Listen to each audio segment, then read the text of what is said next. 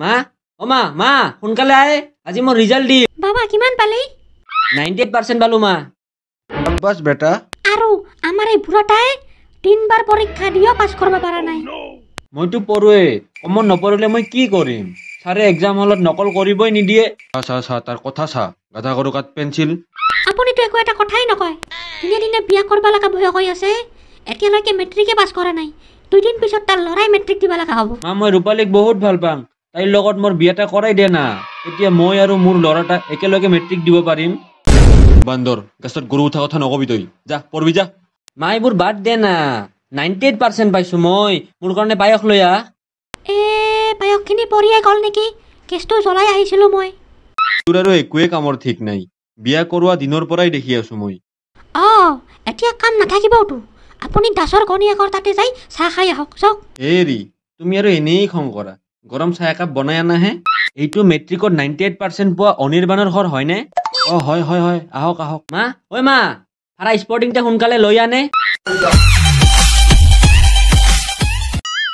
বাবা আমি বহুত দুখীয়া বুলি কবি কিন্তু হা আমাৰ জানো মই ইমান বছৰৰ পৰা দেখি আছো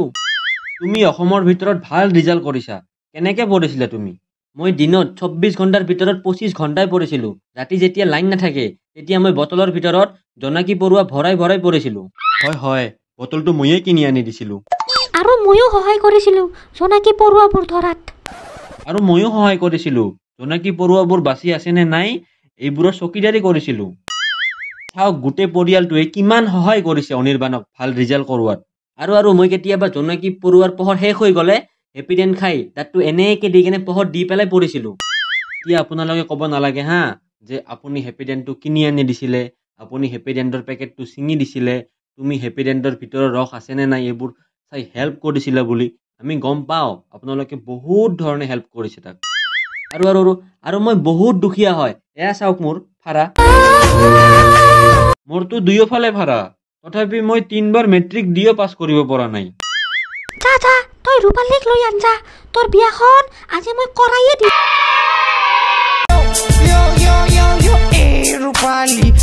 रूपाली पकड़ मेरी डाली ए रूपाली আপোনাৰ টংকলৰ পানী নুলাই ধৰি একো লাভ নাই তুমি যে ইমান ভাল ৰিজাল্ট কৰিছা তোমাৰ কিতাপবোৰ কোনে আনি দিছিলে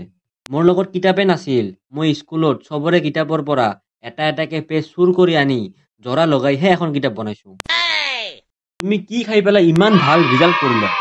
আমাৰ অৱস্থা একেবাৰেই বেয়া আমি এমাহ আগতে বনোৱা ভাত আজিলৈকে খাই আছো এটা তিল যেনেকৈ 7 জনে ভাগ কৰি খাইছিলে তেনেকৈ আমি এটা ভাত 4 জনে ভাগ কৰি খাওঁ কেতিয়াবাতো মই নাখাওঁৱেই বহুত দুখ লাগি গ'ল তোমাৰ দুখৰ কথাবোৰ শুনি পেলাই দিয়া আমি আহোঁ এতিয়া এনেকৈ আৰু দুখীয়া হৈ থাকা আৰু আগবাঢ়ি যাবা মই নিউজ পেপাৰখন লৈ আহোঁ ৰ'বা তোৰ নামটো উঠিছে আজি প্ৰাণজিতৰ ল'ৰা অনিৰ্বাণে অসমৰ ভিতৰত 98% পাইছে মেট্ৰিকত বাবা তুই মোৰ নাম সঁচাকে ৰচন কৰি দিলি ময়ো পায়সখিনি লৈ আহোঁ ৰ'বা বাবা সোনকালে উঠে 9টা বাজে আৰু ৰিজাল্ট দিয়ে আৰু যা ৰেডি হ সোনকালে ধেত চালা সপোনহে দেখি আছিলোঁ যদি মোৰ ভিডিঅ'টো ভাল লাগিছে তেন্তে লাইক কৰক শ্বেয়াৰ কৰক কমেণ্ট কৰক আৰু আপোনালোকে যদি মোৰ চেনেল নতুন হয় ছাবস্ক্ৰাইব কৰক আৰু যদি আপোনালোকে এনেকুৱা ভিডিঅ' চাব বিচাৰে তেনেহ'লে এই ভিডিঅ'টোত 500 লাইক কৰক কৰকহে বেমাৰ মোৰ